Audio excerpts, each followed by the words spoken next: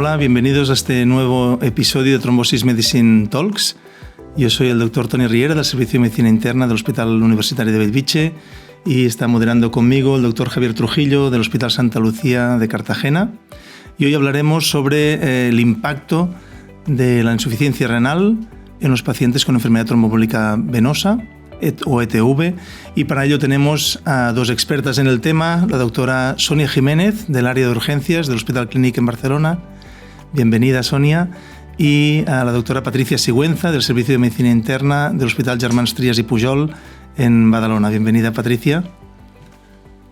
Como primera pregunta, debemos avanzar que, como de todos es sabido, la insuficiencia renal influye en el tratamiento de la enfermedad tromboembólica venosa, pero sabemos que también puede influir en el diagnóstico. ¿Qué opinan sobre ello? Pues me parece una pregunta muy interesante porque, como bien dices, siempre cuando pensamos en insuficiencia renal pensamos en tratamiento y riesgo hemorrágico, pero también tiene implicaciones pronósticas y también tiene implicaciones diagnósticas. Todos sabemos que la estrategia diagnóstica recomendada en las principales guías de práctica clínica para el diagnóstico de la tromboembolia aguda de pulmón sintomática se basa en la evaluación secuencial de la evaluación de la probabilidad clínica mediante reglas de decisión clínica, la determinación del dímero D y la solicitud o no de un angio-TAC torácico. Sabemos que el dímero D tiene un valor predictivo positivo bajo para el diagnóstico de TEP porque puede aumentar en otras situaciones como infecciones, cáncer, necrosis, pero también en los pacientes con insuficiencia renal. No se sabe muy bien por qué, probablemente por una mayor degradación a nivel del riñón de estos pacientes, y eso hace que la probabilidad de tener un dímero D negativo en los pacientes con insuficiencia renal sea mucho más baja, es decir, que aún el valor predictivo positivo es más pequeño. Y eso hace que se soliciten más angio-TACs torácicos a estos pacientes. Y hay que recordar que esta es una prueba que utiliza contraste endovenoso, y este contraste, aunque ahora han evolucionado mucho, es un contraste que puede ser nefrotóxico. Y sabemos que en los pacientes con insuficiencia renal el riesgo de desarrollar nefrotoxicidad inducida por contraste es mayor. Entonces, evidentemente tiene implicaciones diagnósticas también la insuficiencia renal. ¿Y podemos hacer algo para evitar esta nefrotoxicidad ante un paciente con sospecha de tromboembolia de pulmón? Sí, se habla de nefroprotección, ¿no? Y es muy interesante porque las guías, por ejemplo, la guía de la Sociedad Europea de Radiología Genitourinaria, las últimas guías son menos restrictivas, ¿no? Antes hidratábamos a los pacientes, ¿no? Sobre todo lo indicaban con aclaramientos de creatinina por debajo de 45, pero hablan de iniciar una hidratación y menos intensa solamente con filtrados por debajo de 30, y de hecho incluso un fármaco que solíamos utilizar todos, como la N-acetilcisteína, se ha dejado de recomendar para la realización del angio-TAC pulmonar en pacientes con sospecha de TEP. Y hay que decir además que es importante porque hay estudios que han visto que la incidencia de nefrotoxicidad en los pacientes con TEP a los que sometemos a angio-TAC es mayor que angio-TACs que hacemos para otras indicaciones, un 13% versus un 3%, o sea que hay que tenerlo en cuenta esto. ¿Qué otras posibilidades diagnósticas verían a la hora de poder diagnosticar una embolia de pulmón? Yo creo que en este caso, como decía Sonia, hay que pensárselo, ¿no? Y hay que tenerlo muy claro la sospecha clínica. Es obvio que no todos los hospitales disponen, pero los hospitales que dispongan sí que quizá valdría la pena priorizar estos pacientes pues, para hacer gammagrafías de perfusión-ventilación de cara al diagnóstico que implicará menor nefrotoxicidad que no el angio-TAC con contraste, que siempre puede dañar mucho más. Entonces, en este sentido es cierto que no todos los hospitales disponen, pero en el caso de disponer quizás se debería priorizar para hacer el diagnóstico. Un aspecto importante también sería que si se retrasara el diagnóstico y la sospecha clínica es alta, sobre todo empezar el tratamiento, ¿no? ¿Estáis de acuerdo en esto, no? Totalmente de acuerdo. No se puede demorar el tratamiento ante una sospecha alta de TEP.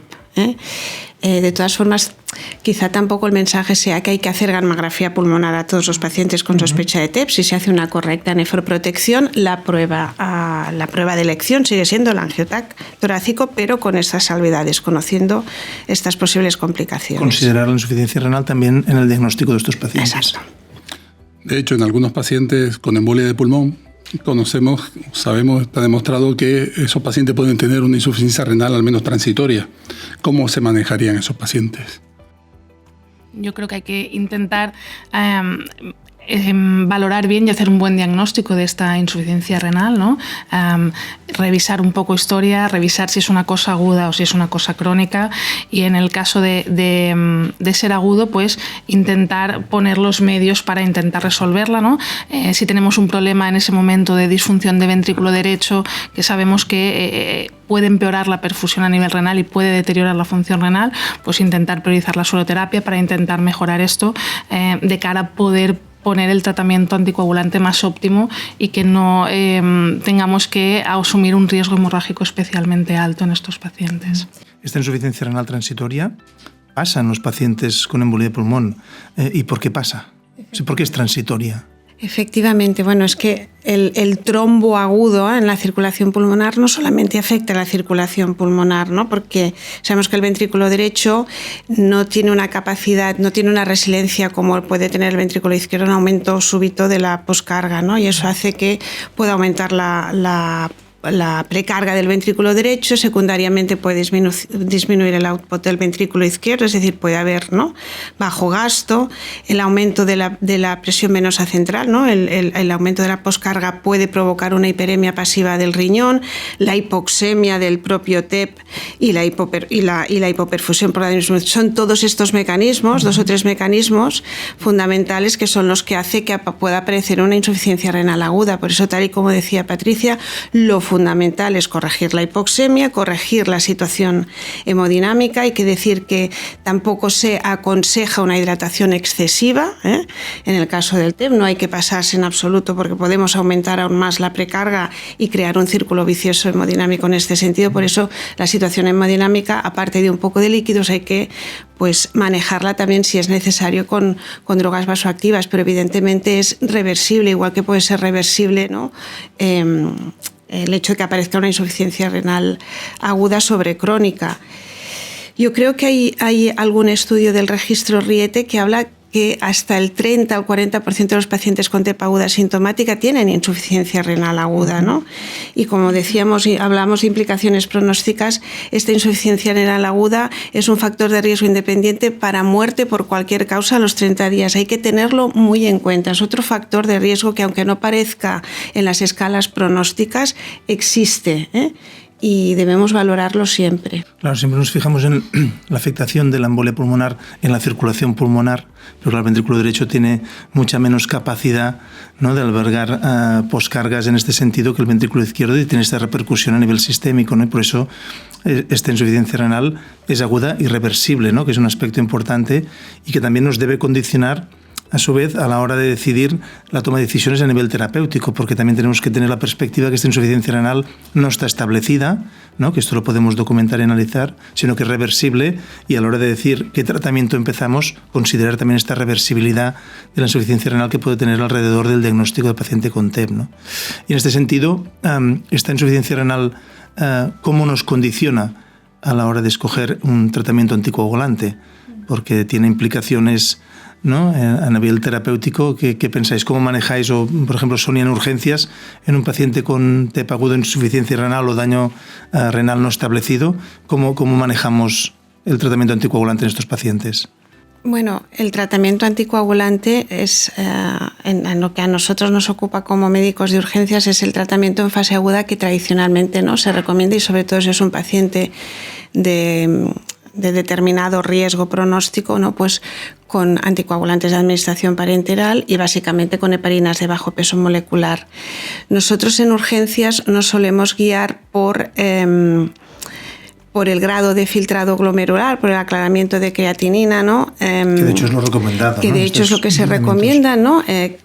Lo que se recomienda para las principales heparinas de bajo peso molecular según ficha técnica, ¿no? Así que evidentemente hay que, la monitorización del filtrado glomerular y la función renal es básica para al final pues equilibrar el riesgo hemorrágico, ¿no?, y el riesgo de recurrencia, ¿no? Si el paciente ha recuperado la función renal, habrá que volver a aumentar las dosis. Yo creo que es una cosa muy dinámica que un paciente crítico, semicrítico o no, ¿no?, porque también los pacientes con una carga cardiopulmonar disminuida tienen el riñón más lábil y también, o sea que esto hay que mirarlo día a día. Monitorizarlo, es muy importante en estas primeras horas el tratamiento adecuado para estos pacientes, porque en estas primeras 24 horas es cuando el trombo puede progresar y es más interesante monitorizarlo. Y como bien dices, la función renal, ajustar la dosis y sobre todo seguir, porque si en algún momento esta función renal cambia, modificar también. Esto es un poco lo que hacemos, la dosis de tratamiento. En la planta, una vez ingresan, si el paciente ingresa en planta, pues haces una monitorización muy estrecha de esa función renal. Si has tenido, por lo que sea, que reducir la dosis porque ha presentado un deterioro importante y el filtrado es bajo y has tenido que reducir, sí que es muy importante monitorizar para que en algún momento, cuando esa función renal que tú esperas que recupere porque no era la suya, poder de nuevo aumentar la dosis, sobre todo en los primeros días, que es normalmente cuando estos pacientes más riesgo tienen de morir de una embolia de pulmón. Es decir, el riesgo hemorrágico es importantísimo, pero no debemos olvidar también que es muy importante que los primeros días la embolia de pulmón tienen riesgo de morirse y que una reducción de dosis pues lo estamos tratando de esa manera, pero a la que podamos hay que pensárselo. Un aspecto que acabáis de comentar en cuanto a la mortalidad, decías, ¿no? Entonces, en el TEP de alto riesgo se me acaba de ocurrir las dosis de fármacos fibrinolíticos se deben ajustar a nuestros pacientes, o si están con hemodiálisis de alteplasa, por ejemplo, que es la más autorizada y la que está aprobada principalmente para el uso, ¿no?, del TEP de alto riesgo en España. De hecho, la alteplasa por ficha técnica directamente no se ajusta por función renal porque el metabolismo es hepático y de hecho por ficha técnica lo único que te piden es ajustarlo por peso. En cuanto a la función renal, puedes hacer una fibrólisis sin necesitar reducir las dosis. Aunque estén en hemodiálisis. Oficialmente, aunque estén en hemodiálisis, tú sabes que esos pacientes tienen un riesgo hemorrágico mucho más alto y hay que ser consciente también, pero en principio puede realizar la fibrinolisis en pacientes incluso con hemodiálisis. En cuanto al riesgo hemorrágico de los fármacos fibrinolíticos, también con datos del registro Riete, ¿no?, salió la única escala específica, ¿no?, para valorar el riesgo de estos pacientes, la escala VAX, ¿no?, que es de mucha utilidad para decidir, ¿no?, en esta situación tan delicada si administrar o no un tratamiento con un fármaco fibrinolítico, ¿no? Y por otra parte, estamos hablando mucho del riesgo hemorrágico, que sabemos que está aumentado, pero también sabemos que en los pacientes con fallo renal también está aumentado el riesgo de recurrencia. Por lo tanto, se potencia aún más el hecho de que no tengamos solamente que disminuir la dosis, sino en el momento que se pueda volver a poner la dosis plena, la dosis que corresponda al paciente en cada momento de la insuficiencia renal. Completamente de acuerdo. Totalmente. Tenemos diferentes opciones terapéuticas a la hora de tratar la embolia de pulmón. Entre ellas, principalmente dos grandes grupos terapéuticos, son la heparina de bajo peso molecular y los anticoagulantes orales directos. Estamos hablando de pacientes con insuficiencia renal que tienen una serie de restricciones a la hora de tratar con cada uno de estos grupos terapéuticos. Podemos valorar de qué forma trataríamos esta embolia de pulmón tanto en el área de urgencia como en el área de hospitalización. Yo creo que en fase aguda, lo que compete al área de urgencias, en un paciente como este, que es un paciente que probablemente va a requerir ingreso, no solamente por la insuficiencia renal, sino también por la situación hemodinámica, el tratamiento recomendable debe ser la heparina de bajo peso molecular. Con una dosis ajustada según las indicaciones de ficha técnica y el filtrado glomerular, pero yo recomendaría el ingreso con heparina de bajo peso molecular. Además, es un paciente que a lo mejor tiene que ser sometido a algún tipo de intervencionismo, puede ir mal, de tal forma que el tratamiento en fase aguda en este tipo de pacientes debe ser la heparina de bajo peso molecular. Luego ya, conforme vaya, cuando ya esté hospitalizado el paciente, el tratamiento seguramente se puede modificar una vez que el paciente ya se haya estabilizado y hayamos mirado, ¿no?, pues, cómo evoluciona esta insuficiencia renal. Exacto, yo completamente de acuerdo con Sonia. Al principio nosotros también siempre utilizamos heparina de bajo peso molecular, un poco por lo que dice, ¿no?, por ver qué tal será la evolución del paciente, y una vez en situación de estabilidad, ya una vez dado de alta al paciente en las consultas, que todo ha ido correctamente, sí que es cierto que tenemos diversas opciones ahora mismo de anticoagulantes de acción directa, que en nuestro caso pues se le ofrece siempre y cuando teniendo en cuenta que cada ACOT necesita un ajuste de dosis pues según la función renal y según otros parámetros como puede ser el peso, la edad, otros fármacos concomitantes, pero sí que son pacientes que se les les puede ofrecer, dependiendo también de la función renal. Los 4 estudios principales pivotales, he de decir que no incluían filtrados de menos de 30, que eso hay que tenerlo en cuenta, aunque a posteriori sí que hay experiencias con este tipo de filtrados con algunos anticoagulantes de acción directa. Y claro, el tratamiento de los pacientes con enfermedad tromboembólica venosa es la anticoagulación. La anticoagulación es lo que evita la progresión del trombo en estas primeras horas y lo que evitará las recurrencias, ¿no?, a medio o largo plazo. Pero también conlleva un riesgo hemorrágico. Precisamente estamos hablando de los pacientes con insuficiencia renal, y la insuficiencia renal en todas las escalas está considerada como un factor de riesgo hemorrágico, ¿no? Entonces, ¿cómo manejamos este balance entre el tratamiento, los beneficios del tratamiento anticoagulante y el riesgo hemorrágico en los pacientes con insuficiencia renal? Bueno, yo creo que es muy importante tener claro cuál es el riesgo hemorrágico de esos pacientes con las escalas que tenemos a día de hoy. Pues la escala Riet está especialmente hecha para estratificar, ¿no?, este riesgo hemorrágico, y es un poco valorar. Sí que es cierto que la escala no te va a contraindicar iniciar anticoagulación, la contraindicación sería otro tipo de situaciones, pero sí que te ayudará a, sobre todo, tener una actitud más vigilante sobre ese paciente, y también de cara a plantearte la anticoagulación extendida en un segundo plazo, pues quizá si tenemos un riesgo hemorrágico muy alto, quizá en ese paciente no hay que hacer una anticoagulación extendida. Dices contraindicaciones, en el caso que las hubiera, por ejemplo, un paciente con un sangrado activo, está claro que no es una contraindicación para la anticoagulación, y en esa situación, ¿qué opciones hay para el paciente? En ese caso, lo que nos queda es ponerle un filtro de vena cava, para proteger, ¿no?, de no tener, y obviamente otras opciones como pueden ser una trombectomía mecánica, también dependiendo de la situación de inestabilidad hemodinámica del paciente, porque obviamente es un procedimiento muy agresivo y también tiene su problemática, pero en ese caso de no poder anticoagular tendríamos que barajarnos con estas opciones. Antes Sonia comentaba, ¿no?, el tratamiento más extendido, ¿no? Hay un nuevo arsenal terapéutico, los anticoagulantes de acción directa, pero todavía los ya muy conocidos, ¿no?, fármacos antivitamina K tienen espacio en este tratamiento extendido en algunas situaciones concretas. O sea, que incluso que tendrían ventaja respecto a otras opciones de tratamiento anticoagulante. Efectivamente, el paciente con enfermedad renal crónica ya en terapia sustitutiva renal es un paciente que probablemente es candidato al tratamiento con antivitamina K en fase extendida, ¿no?